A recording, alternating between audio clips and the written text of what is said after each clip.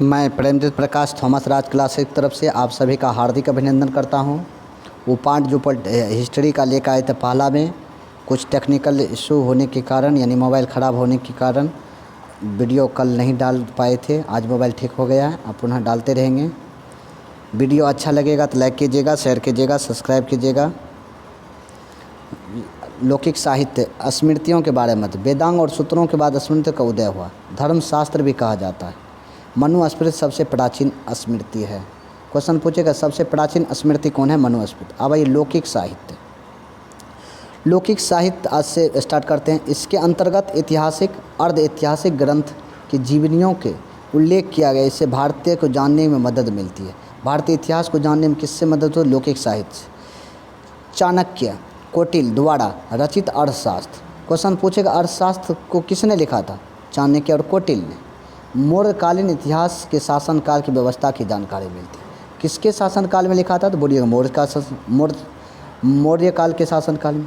कश्मीरी कवि कल्हण द्वारा राजत रंगनी के लेखक कौन है? कल्हण। कहाँ का है? कश्मीरी। इसकी रचनाओं का सर्वाधिक महत्वपूर्ण है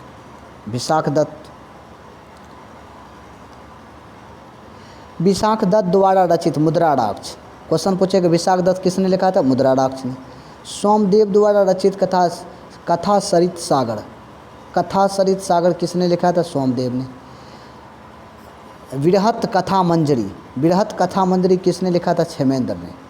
मौर्यकालीन इतिहास के महत्वपूर्ण स्रोत हैं।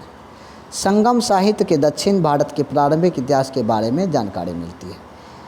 दक्षिण भारत के प्रारंभिक क्षेत्र के इतिहास की जानकारी किससे मिलती है? तो बोलेंगे संगम साहित्य से। पतंजलि द्वारा महाभाष्य के लेखक कौन है? पतंजलि। कालिदास क्या लिखते हैं? मालविकाग्निमित्रम शुंगकालीन इतिहास का महत्वपूर्ण है। पतंजलि जो है भाष्य किस काल से? शुंग काल से। राजशेखर के कीर्ति प्रबंध कोश से गुजरात के चालुक्य इतिहास की जानकारी मिलती है। भारत पर यवन का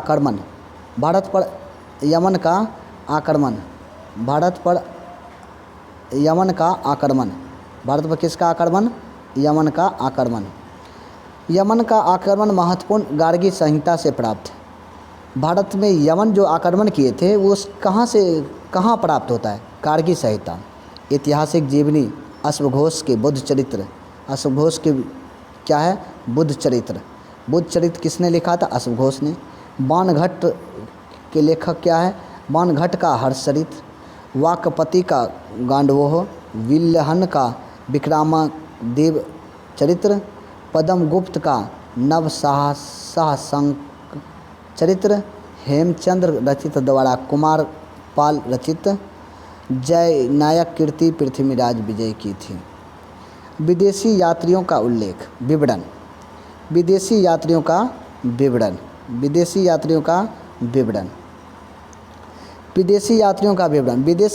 विवरण भारत के सामाजिक और राजनीतिक व्यवस्था से पता चलता है।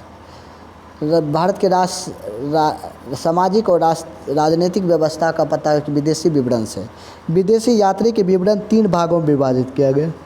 कितने भागों में विदेशी के? 3 भागों में। बोलिएगा कौन सा 3 भाग? यूनान भाग 1, यूनान रोम, चीनी यात्री वृत्तांत, अरबी यात्री। यूनान और रोम से चीनी और अरब यात्री। यूनान और रोम के लेखक का विवरण। यूनान और रोम के लेखक के विवरण।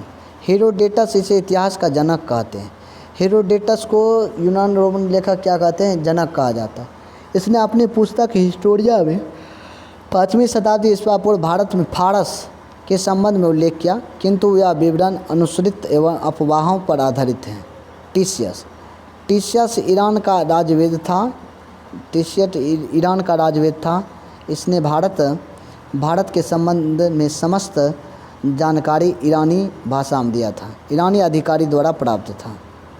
भारत के संबंध में इसका विवरण आश्चर्यजनक कहानी के परिपूर्ण होने के कारण अविश्वसनीय है। सिकंदर के साथ भारत आने वाला लेखक कौन थे? अनेक्सिक्रेटस अरिस्टोबुलस विवरण अधिक प्रामाणिक और विश्वसनीय है। मेगास्थनीज, मेगास्थनीज कब आया था? मेगास्थनीज या सेल्यूकेटर का राजदूत था। क्वेश्चन पूछेगा सेल्यूकेटर का राजदूत कौन था, तो बोलिएगा मेगास्थनीज। चंद्रगुप्त मौर्य के दरबार में आया था। मेगास्थनीज किसके दरबार में आया था? चंद्रगुप्त मौर्य। इसने अपनी पुस्तक इंडिया नामक पुस्तक लिखी है। मौर्यकालीन समाज संस्कृति का विषय का उल्लेख है। डायमेकस, डायमेकस कहाँ के रहने वाले थे? सीरिया नरेश।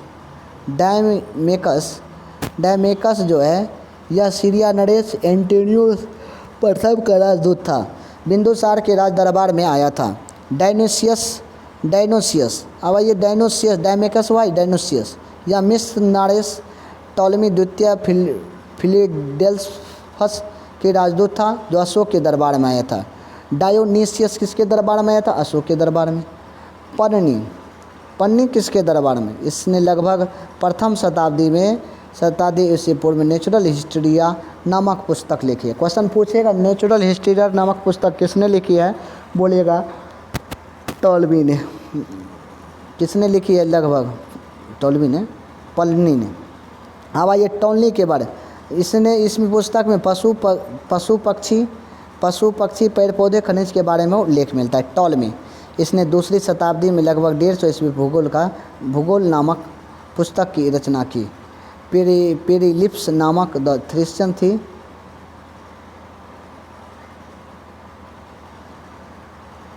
पेरिलिप्स ऑफ द थ्रिस्टियन सी एक पुस्तक की रचना एक अज्ञात लेखक द्वारा लगभग 80 ईस्वी पूर्व में की गई। इस समय हिंद महासागर की यात्रा किया था। इनमें भारत के व्यापारिक वस्तु बंदरगाह का उल्लेख है। चीनी यात्री का वितरण। विदेशी यात्री में चीनी यात्री बहुत प्रमुख थे। चीनी यात्री का लेखन भारतीय इतिहास में महत्वपूर्ण जानकारी मिलती है। फाहियान चीनी यात्री में लगभग 375 से 415 ईस्वी पूर्व 15 ईस्वी में चंद्रगुप्त द्वितीय विक्रमादित्य के दरबार में भारत आया था। चीनी यात्रा किसके दरबार में आते हैं? विक्रमादित्य यानी कि चंद्रगुप्त द्वितीय। इसने फाहियान इसने अपने लेख और में मध्य प्रदेश के समाज एवं संस्कृति का उल्लेख किया, जिसमें मध्य प्रदेश की जनता को सुखी समृद्ध बताया। निचले 15 वर्ष में बुद्ध के ग्रंथों का अध्ययन किया गया। अब आते हैं हिनसोंग या हर्षवर्धन के समय 629 लगभग भारत आया। हिनसोंग कब आया? हर्षवर्धन के समय। कब? 629 में। यह लगभग 16 वर्ष तक नालंदा विश्वविद्यालय का अध्ययन किया। हिनसोंग नालंदा विश्वविद्यालय का अध्ययन किसने किया? हिनसोंग। किसके शासनकाल में आया? हर्षवर्धन। कब आया? 629 में भारत आया। इसने हर्षवर्धन को शिलादित्य की उपाधि दिया। इसकी पुस्तक सीक्यू है। सीक्यू किसने लिखा था? बोलेगा हिनसोंग ने। सुंग यून यह चीनी यात्री था। 1518 में भारत आया था। इसने 3 वर्ष की यात्रा के बौद्ध धर्म की प्राप्ति एकत्र की। इत्सिंग यह 7वीं शताब्दी के अंत में भारत आया।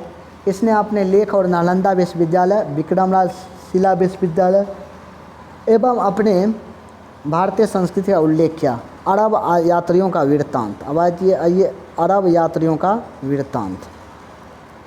अरब के मुसलमान लेखक हसन निजाम उल मसूदी, सुलेमान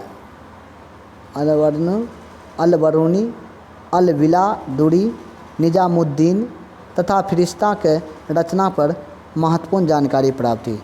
अलबरूनी के बारे में जानिए। अलबरूनी का जन्म कब होता है पूछेगा तो बोलिएगा 963 ईस्वी में। कहाँ होता है? खीवा के पास। खीवा ख्वारिज्म होता है। अलबरूनी का पूरा नाम था अबू रेहान मोहम्मद अवद अहमद अलबरूनी। अलबरूनी मोहम्मद